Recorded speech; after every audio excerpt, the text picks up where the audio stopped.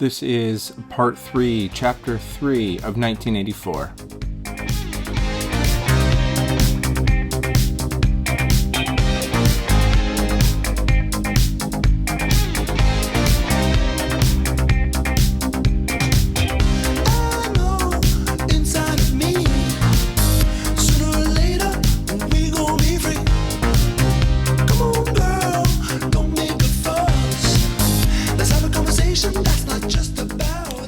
Hi friends, I realized that I was just so eager to start this video that I don't have the PowerPoint slide up that I need, so bear with me. What am I even looking for? Oh, here it is. For the record, it is way past my bedtime, but in the spirit of sharing, my basement construction is a go-ahead now, and I've been waiting to get my basement completed so that it doesn't look like this anymore.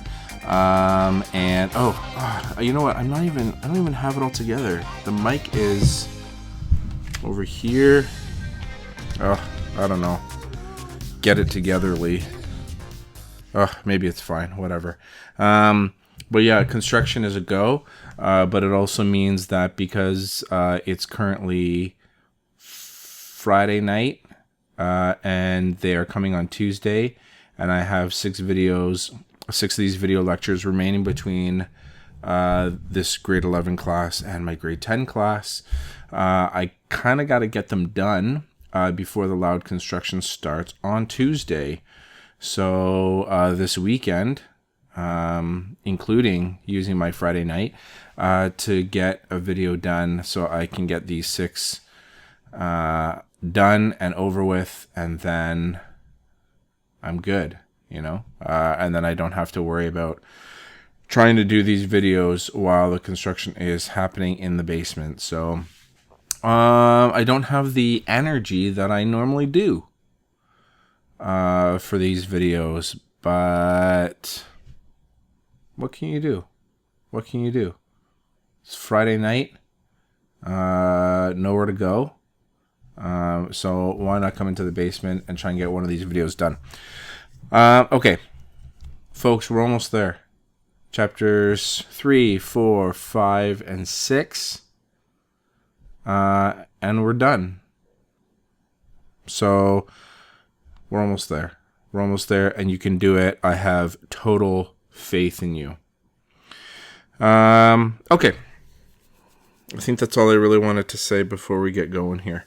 So, I think what I'll do is start off by, why does it do that? Remember I talked about this in a previous recording? Why does the light change? Somebody who is more, I don't even know if you need to be tech savvy, just somebody that understands lighting and video recording, you're probably sitting there and being like, oh, it's because of the way that the light reflects or whatever. But it bothers me to no end, and I don't know why it does that.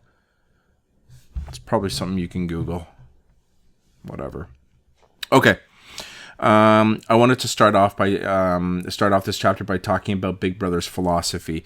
I briefly mentioned it towards the end of my last video lecture. I said that Big Brother's philosophy, I have dwindled it down to 4 things. And in the last video lecture, I highlighted about 1.5. 2, if you want to give it to me. I highlighted 2 of the 4.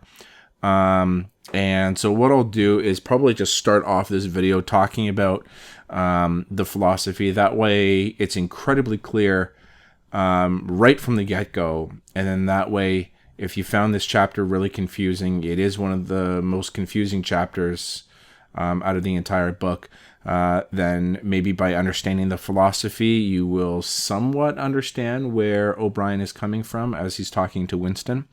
So let's do this. The PowerPoint, you can see it here. And so I think I'll just go in order, but I think the 2 parts of the philosophy that I I mentioned in the last video is definitely number 2. I talked about not creating martyrs, and I'll go over that again. And also very briefly talked about number 3, this idea of being part of the collective. And I said that I would elaborate in a future video. So I'll attempt to do that now. So starting with number 1, no obedience but belief. And this one is relatively straightforward. But in order to understand their philosophy, what O'Brien tries to get across to Winston is that they're not looking for citizens to be just obedient. If you think about yourself, students tend to be incredibly obedient to authority figures like a teacher or something like that, simply because it's almost sort of socially acceptable to be obedient.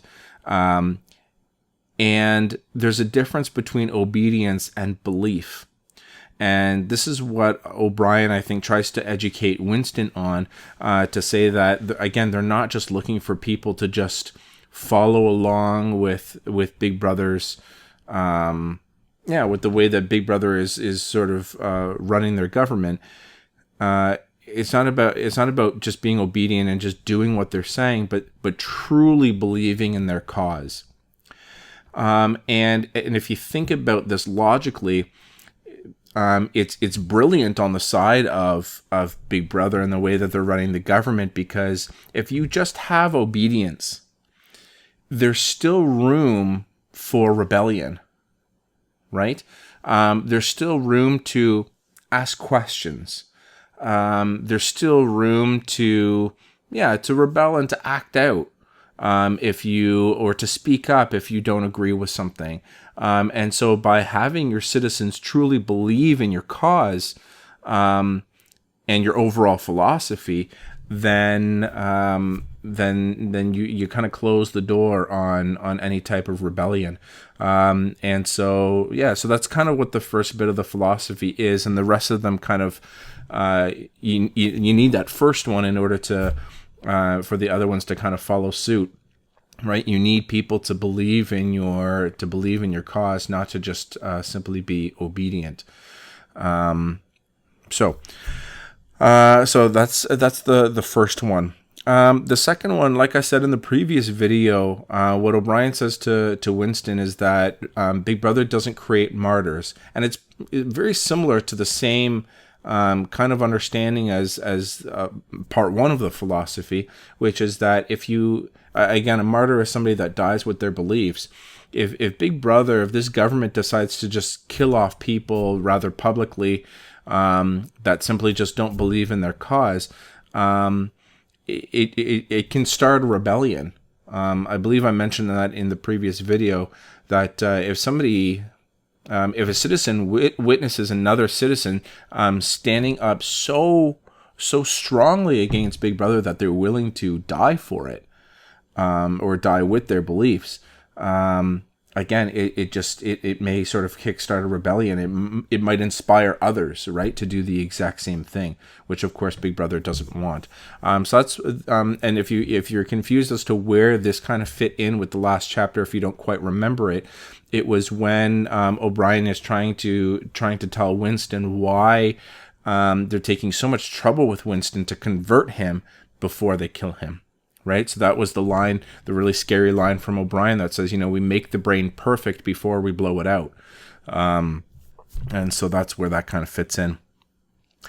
I said I would spend some time kind of explaining number 3, and this is where it gets really philosophical. At the end of the last video, I briefly mentioned Rene Descartes, about his really famous Latin phrase cogito ergo sum, which is I think therefore I am. And part of Rene Descartes' philosophy was I have the ability to think, and therefore I know that I exist.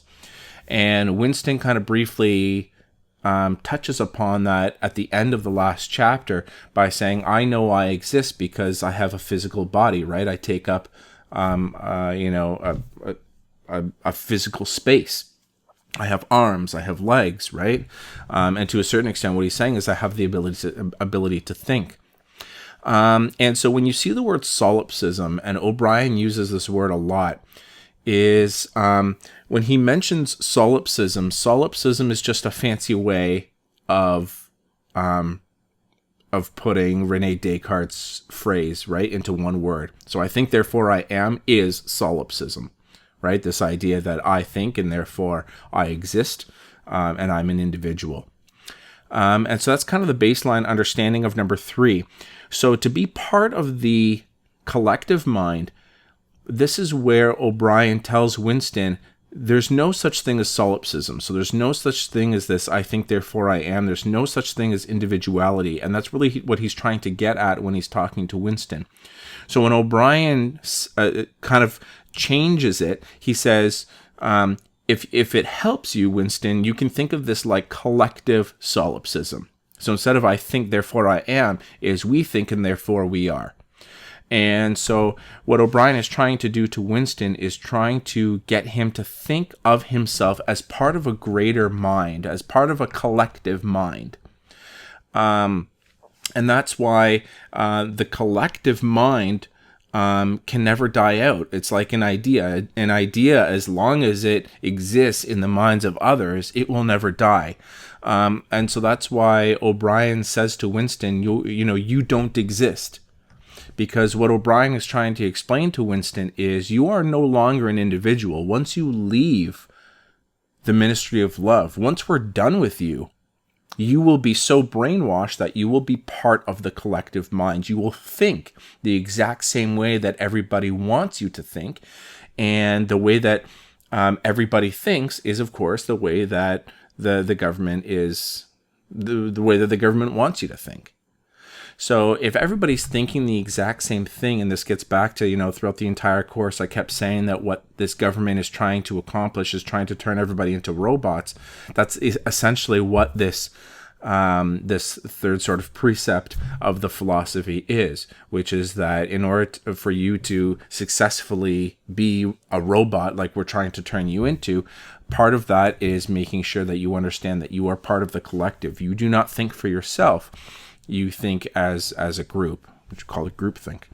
And so that's why O'Brien says to Winston, you as an individual may die, but because you're part of the collective, your mind will live on, right? Through the minds of others. So as long as, Winston is brainwashed and part of that collective, his physical body may die, but that's why throughout this chapter,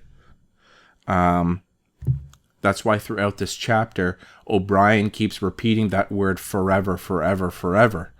And every instant that O'Brien he keeps trying to tell Winston this is going to happen forever. Long after O'Brien is dead, long after Winston is dead, Big Brother and this regime will continue to exist because they're part of the collective.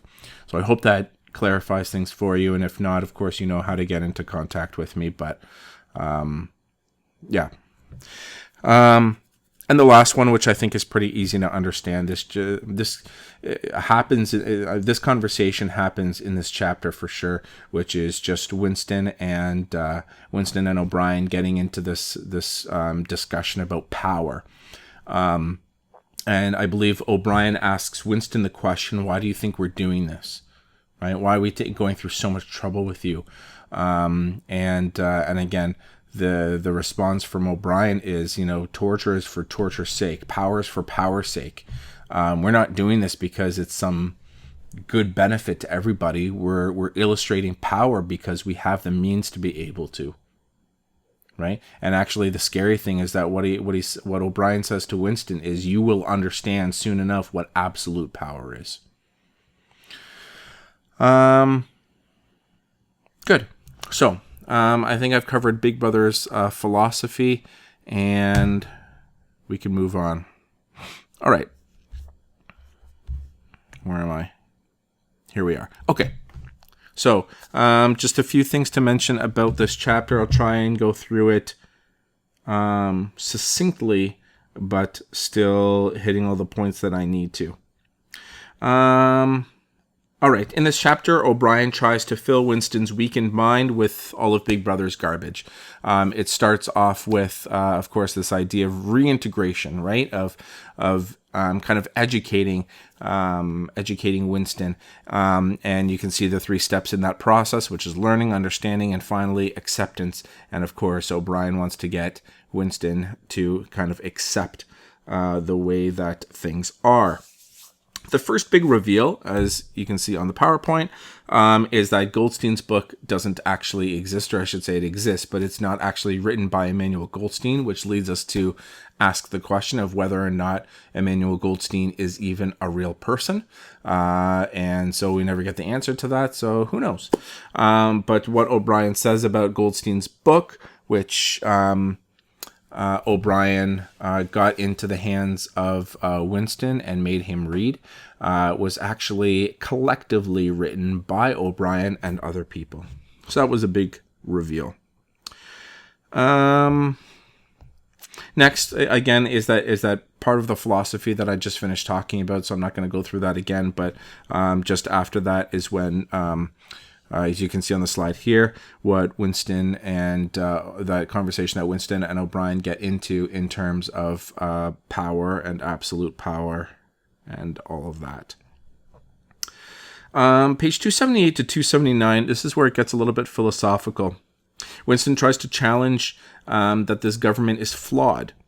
And one of the things that Winston brings up is he says that you guys talk about absolute power and having control over people, but he says you're not even, this is Winston to O'Brien, he says you're not even masters of this planet, right? And what Winston is really talking about, of course, is Eurasia and East Asia, right? There are 2 other superpowers, right, that you haven't controlled. You haven't been able to beat them.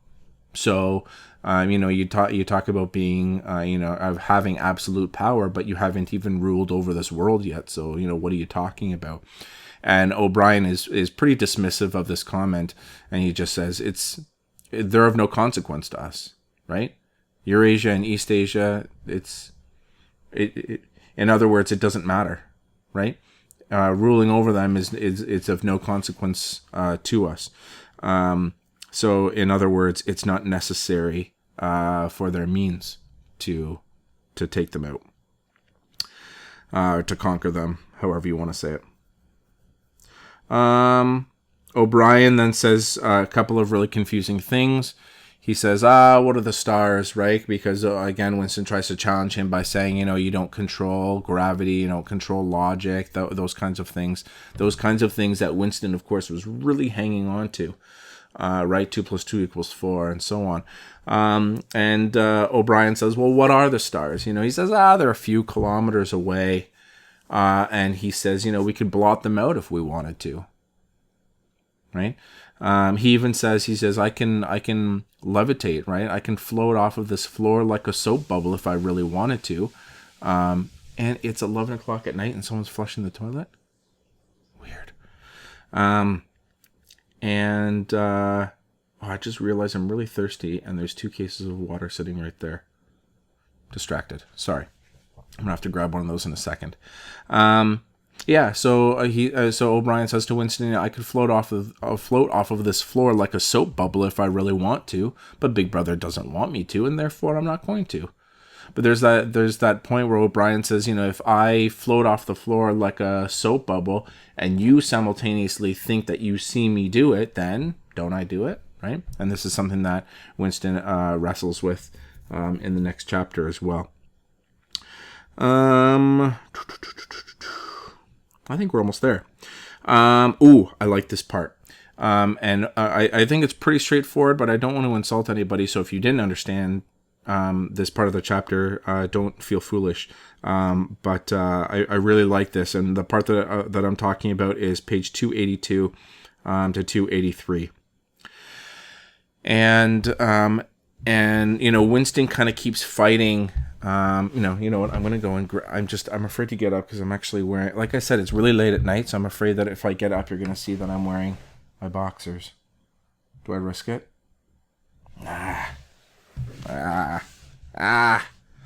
That's okay. I'll just let my mouth go dry. Okay. Good. Page 282 and 283. Winston continues to challenge O'Brien. Just about, whether or not this government, whether or not Big Brother could really withstand doing what they're doing forever. Is this a government that's really going to be able to last? And finally, O'Brien says to him, what do you think, Winston, is actually going to take us down? What do you actually think is going to end up being more powerful than what we are? And I like this part. Winston says the spirit of man. And of course, when he says the spirit of man, he really means mankind. He says the spirit of man will take you down. And if you don't know what he means by the spirit of man, and it's not to say that this is because this is what I think, it means that it's correct. The way that I've always interpreted what Winston means by this is that the spirit of man is what Winston believes is us as humans, this inherent goodness, this desire to do good and to love others and be communal and to be individuals. And be unique in our own individuality. All of that, I think, encompasses what Winston means when he says the spirit of mankind. In other words, at the core of our being, our spirit, what really makes us human. And that's building community, being loving, being unique, celebrating our differences, and inherently being good. And that's what Winston says will eventually bring down this government. That people will genuinely and inherently want to be good and not be as hate-filled as this government is perpetuating. And without even saying anything, I only like this scene because it's just so, I don't even know how to really explain it, but it's a mixture of kind of like creepy and also Winston. O'Brien's kind of got Winston at this point and so on.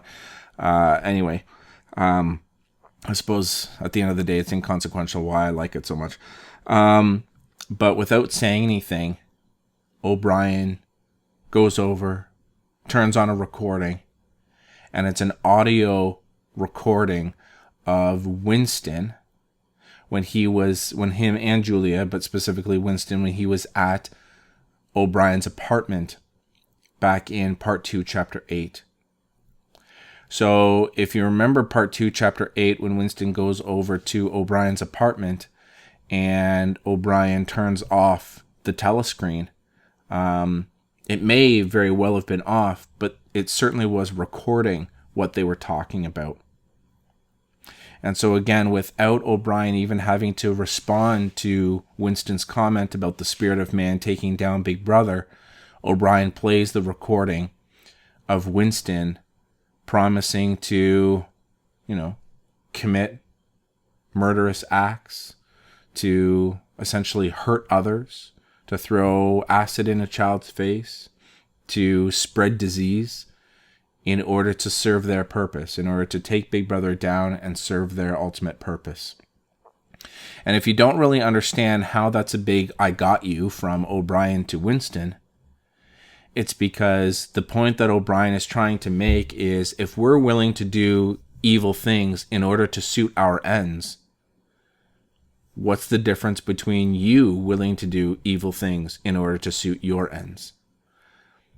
Right? So what O'Brien is essentially saying to Winston is that if you have this inherent goodness and that spirit of mankind, and you really think that loving others is really what is going to conquer all, look at what you just agreed to.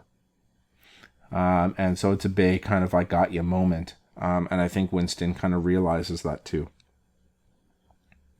And yeah, the chapter kind of ends with this really kind of almost depressing, if I can say that, kind of scene here where O'Brien makes Winston stand up, take off his clothes, and basically stand there looking at his decaying, frail, gray, bony body. And O'Brien says, if you represent mankind, he says, you are the last one, because this is what you look like, mentally and physically, broken down. So much so that the really, really creepy part is when O'Brien puts his hand into Winston's mouth and rips out one of his teeth and throws it across the room. Right? Just to kind of, and again, that's just it's another way of just breaking Winston down, right? Is to say, look at yourself. And he makes Winston look at himself in a mirror. He says, this is who you are. Right? So that scene was rather depressing. And then the last thing, I guess, on page 286, how the chapter ends is with, it's kind of like the last thing that Winston can hold on to in terms of hope is, again, he says to O'Brien, I haven't betrayed Julia yet. And this goes back to what we've talked about before about how confession is not betrayal.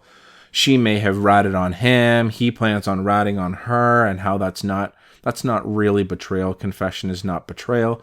What Winston obviously is saying to O'Brien is, you haven't successfully changed how I feel about her. And therefore he feels like he hasn't betrayed her. And O'Brien actually agrees to this. He says, you're absolutely right. You haven't betrayed her. But it's that idea of not yet, anyway. So that's really part 3, chapter 3. And I can't remember off the top of my head chapter 4 too well. There's a few things that stand out, but I think in terms of the philosophical stuff, I want to say that we're at the tail end of it. I can't remember how much philosophical stuff there is in chapter 4, but anyway. So hopefully I'm not lying to you. Ooh, I could be wrong. Anyways, you know how to reach me if you have any questions, but hopefully that clarified things for you. So until next time, I'm gonna go get some sleep. It doesn't really matter what we do. There's gotta be one good